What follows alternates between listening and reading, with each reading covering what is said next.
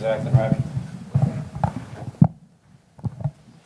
Mike, I know you don't share specifics a lot of what you say in locker rooms, but after a first half like that, just what do you say to a team to try and pick them back up, try and just kind of keep guys together, if nothing else?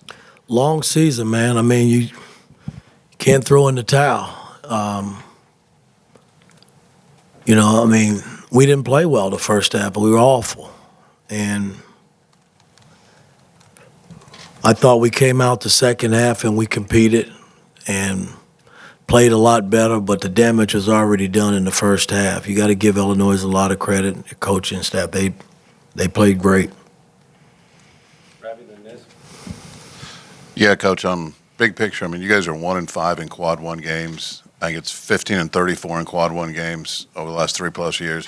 What do you see as the problem? You guys not competing with consistency against the better opponents? Well, I mean, we've had some good games against big-time opponents over the 3 years. You know, the record doesn't indicate that. It's tough, you know what I mean, when you prepare and you work, you know, because we work in practice, we do all the things that you're supposed to do going into the game, and guys just didn't step up tonight, and they didn't step up in the Iowa game. You know, I can't go back to past years.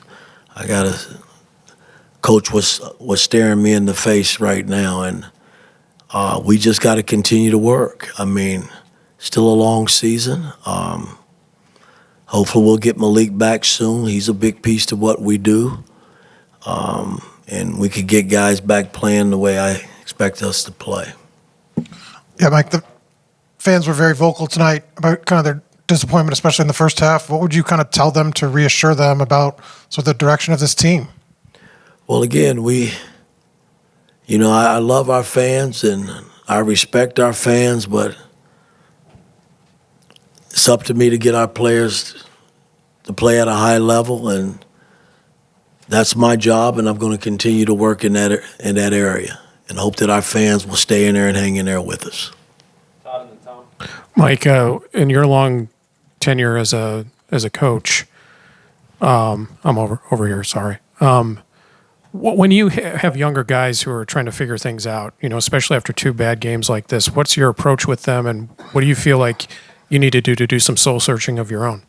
Well, again, you got to continue to work, and, you know, I got to make some changes. You know, I mean, we haven't been getting off to a good start in terms of who we've been starting, and sure, we do miss Malik. Malik is a big piece to the puzzle. But I gotta put guys in there that I think that's going to get us off to a good start and see if we can maintain it over a 40-minute ball game.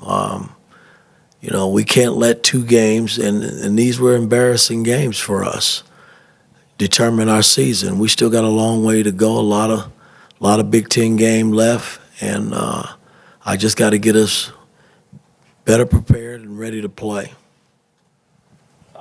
But Mike, how do you explain 60? I mean, in the 125-year history of Indiana basketball, that's never happened before. Like, how do you explain that? I wish I knew. You know, I mean, I thought we played better the second half. They scored, 34 points the second half, but 60 points is just way too many. You know, I just thought our defense and our intensity just wasn't there, and they exploited it. Greg. Hey, Mike, over here on your left, I got 2 questions for you, okay? First one is, what happened with Umar Ballo at the end, and what are you going to do about that? Well, I mean, there's not a whole lot I can do, you know, until I go back and review it, and I'm sure the commissioner and everybody will take a look at what happened and make a decision on what they plan on doing. I just hope Ballo's with us our next game as we travel over to Ohio. Mike, that raises the question of accountability. You got a player doing what he did, and you're actually hoping he can play the next game. And well, I mean, again, what's going on here? Well, they're taking up for each other. I get that. You know, in the heat of the battle, anything is liable to happen. You know, I don't condone players pushing players or Their player got into our player's face. I mean, it went back and forth. We had two guys pushing and shoving. I don't condone that by any means, but in the heat of the battle, I'm not there right there doing the situation where I can stop it. And sometimes things get out of hand and they happen. And, Ballo and I will sit and talk, and along with Miles, because he was assessed the technical too, and see where we go from there. Seth and then Daniel. Mike, to have this performance after the way the Iowa game went on Saturday, just what did you see from the team's response to that game on Saturday, and what needs to change coming out of this game? Well, again, I mean, we can't let this be a snowball effect. Like I said, we got a long way to go in this Big Ten. And do I think we're good enough to win? Yeah, I do. I just got to get us to believe that and keep pushing these guys in the right direction.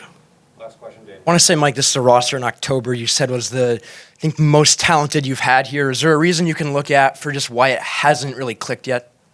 Well, again, I mean, you miss your leading scorer the last 5-6 games. I mean, that doesn't help. But again, I've always said, we won games without Malik. Was next man up, and these last 2 games we haven't fared well without him. So hopefully we'll get him back soon, and I can get guys playing back at a high level so we can get back on the winning track.